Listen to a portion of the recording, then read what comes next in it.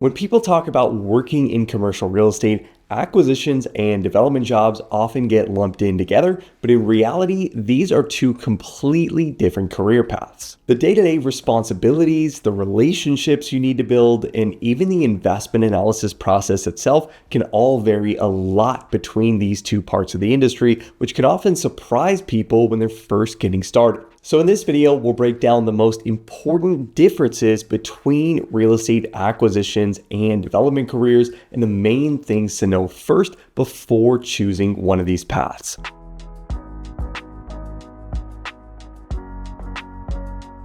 So the main and obvious difference between these two paths is what you'll be working on, with acquisitions roles getting you involved with investments in existing operational properties, and development roles getting you involved with raw land acquisitions and the entitlement, design, and construction process on new builds. But on top of the obvious difference between these, there are several other things you need to take into consideration when choosing which path you want to pursue, and the first thing to be aware of is that the timeline of your projects can vary a lot between these two paths. When you're working in acquisitions, you'll constantly be evaluating new investment opportunities, and the deals that you decide to pursue will often be closed anywhere from about 30 to 90 days from when you first identify the asset. But when you're working in ground-up development, your timeline is often significantly longer on your projects, with these deals often taking 2 to 5 years or more to complete after the land is acquired. And this makes a career in development a much better fit for someone who doesn't mind working on a project for an extended period of time, while acquisitions careers tend to be a better fit for people who get bored easily and want more variety on a day-to-day basis. Compensation timelines in development also tend to be more drawn out, with fee and promoted interest sharing often taking years to materialize,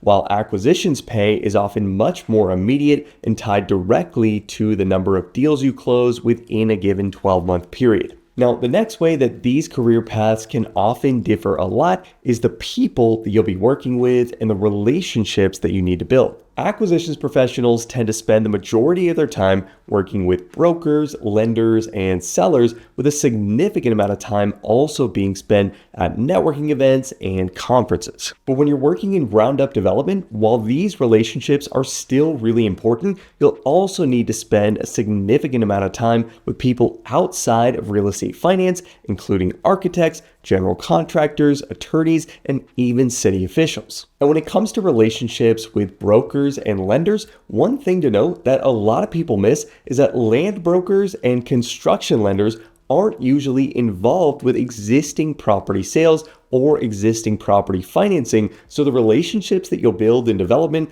don't always directly translate to a career in acquisitions. Even equity investors tend to differ between these two parts of the business, since development projects inherently come with a lot more risk than existing property acquisitions, so the capital providers you work with on each of these paths can also vary quite a bit. And this leads directly into the next thing to think about when choosing between these two parts of the industry, and this is that the analytical work that you'll do on a day-to-day basis can differ a lot between acquisitions and development. Acquisitions underwriting typically focuses most on things like in-place leases, current occupancy rates, changes to operating expenses, and releasing assumptions, with a lot of technical analysis involved with property valuation. And while ground-up development underwriting also requires projections around what a lease-up might look like or what operating expenses might look like when the property is stabilized, you'll be spending a lot more of your time on these projects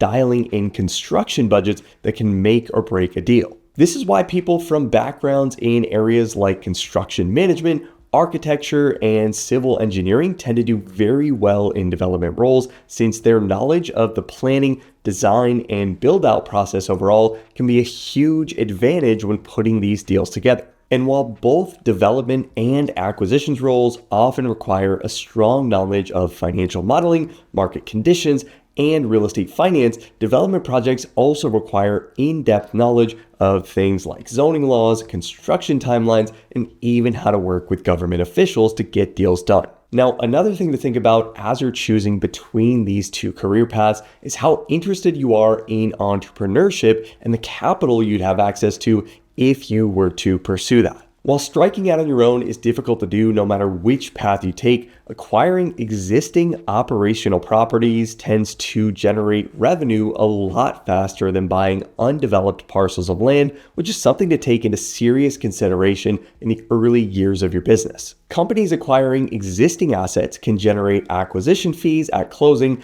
asset management fees as soon as the property trades hands, and typically construction management fees on a renovation on top of their share of the operating cash flow generated by the asset. However, ground-up development firms focused on acquiring raw land will usually generate much lower acquisition fees on those land parcels, and with entitlements that allow these companies to build in the first place, often taking months or even years to secure. Things like construction management fees, asset management fees, and cash flow from the property itself won't usually come into play for a very long time. And this means that if you want to get into the development business, you need to have some source of capital that can fund your operations for months or even years up front. And the barriers to entry in this part of the industry are a lot higher than they would be if you were acquiring existing buildings. Now, the last thing I want to mention in this video is something that a lot of people miss when choosing between these two paths. And this is that you need to think about your relationship to risk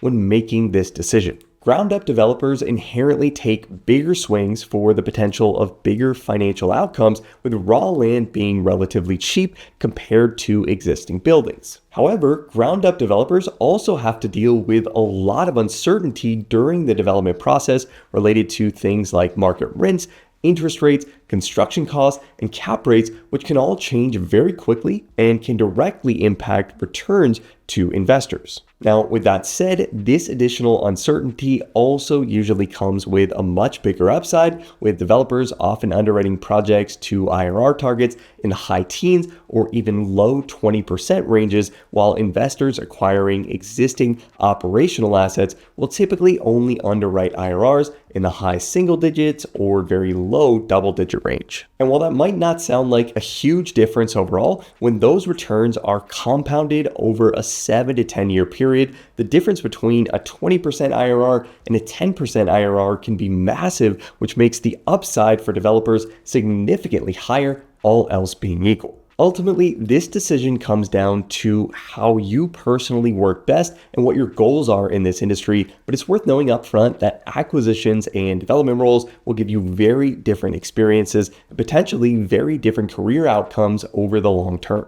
And if you want to make sure you have the skills you'll need to land a job in acquisitions or development at a top commercial real estate firm, or you want to make sure you can tackle an Excel modeling exam that might be given to you during the interview process, make sure to check out our all-in-one membership training platform, Breaking the CRE Academy. A membership to the Academy will give you instant access to over 120 hours of video training on real estate financial modeling and analysis. You'll get access to hundreds of practice Excel or interview exam questions, sample acquisition case studies, and you'll also get access to the Breaking a CRE Analyst Certification exam, which covers topics like real estate acquisition and development modeling, commercial real estate lease modeling, equity waterfall modeling, and many other real estate financial analysis concepts that will help you prove to employers that you have what it takes to tackle the responsibilities of an analyst or associate at a top real estate firm. And if you like this video and want to see more content on the channel on real estate acquisitions or development jobs, make sure to hit the like button and let me know. And let me know in the comments what other career paths in this industry you'd like to see covered in more detail in a future video. As always, thanks so much for watching, guys. I hope you found this helpful. Subscribe to the channel if you haven't already to see more videos like this every single week, and I'll see you in the next video.